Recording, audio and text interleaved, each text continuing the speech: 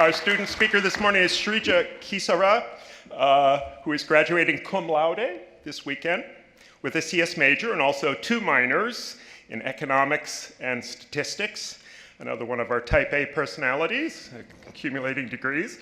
Like many of our students, she'd had a multifaceted career, which I didn't realize until I'd read her resume. And for example, realized you're on mock trial with my friend Ed Stern, which we never talked about. Anyway, she's done funded summer research with UROP, was captain of the mock trial team, made it to nationals. But I met her as a curriculum assistant, in our intro classes, and she was a wonderful, wonderful mentor, and she worked with her as a grader, and it's been a pleasure to work with Sreeja, and so please, welcome. Thank you.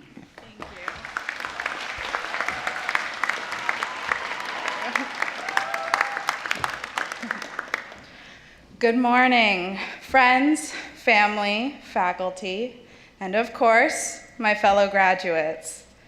Take a deep breath. We actually did it.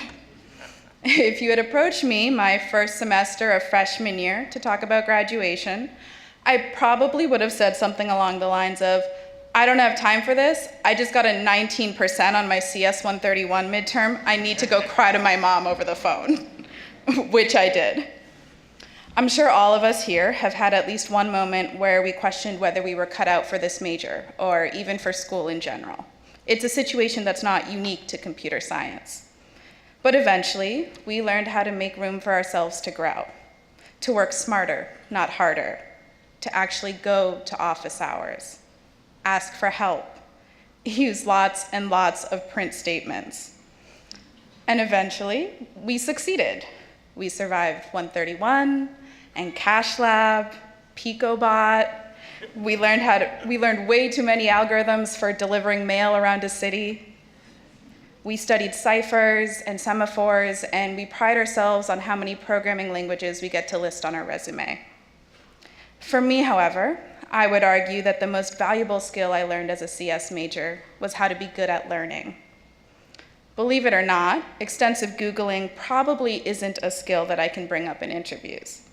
But some of my most important lessons have come from reading documentation of some obscure Python library, or from scanning a Stack Overflow post to find out what exactly is causing my array index out of bounds exception.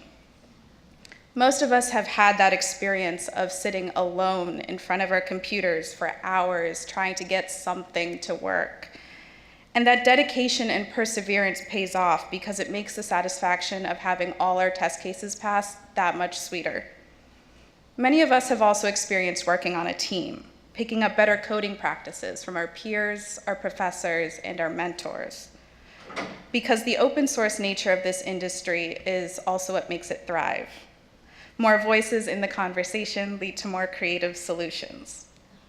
When I first started at BU, I thought that a good computer science student was one who was able to solve a problem quickly and on her own. Sometimes that was the case, but it didn't take long for me to realize that my professors and fellow students were also a valuable resource. I soon found myself feverishly studying with other students in the Warren Towers laundry room, or huddled on the floor of Rich Hall for math tutoring hours. I was challenged to ask the right questions when beginning a project. Who am I making this for? How do I make it accessible? Why do I think this is the best way to structure my code? I also found a great group of friends, students that I could study with, professors that I could ask for advice, and fellow female programmers who pushed me to apply for opportunities I thought I wasn't qualified for, and who had my back when I needed to vent about a bad day at work. I've also learned that the best teams are ones that promote diversity and inclusion. We've seen time and again in the news that the tech industry is not exempt from issues of discrimination and transparency. We want the apps that we make to better the lives of our users. And the best way to do that is to make sure that the teams making them are representative of the audience that they're serving. We want to tap into more talent. And that means encouraging students from all walks of life to sign up for that intro programming course. It means not making fun of someone who doesn't yet know what an API is. It means that we need to give ourselves more opportunities to learn from each other. I've seen my code get 10 times better when I ask for help. I've met women of color in engineering and leadership positions, and I've become a better programmer and professional because of what they had to say. After all, our learning doesn't end here. No matter what our postgraduate plans are, we will always need to look something up, to ask for help, and to change our perspective. And so, I challenge all of us, myself included, as we move forward as developers, students, and researchers, to use that same open source mindset in every meeting that we attend, every team that we run, and every line of code that we write. Thank you for allowing me to speak here today, and congratulations to the class of 2019.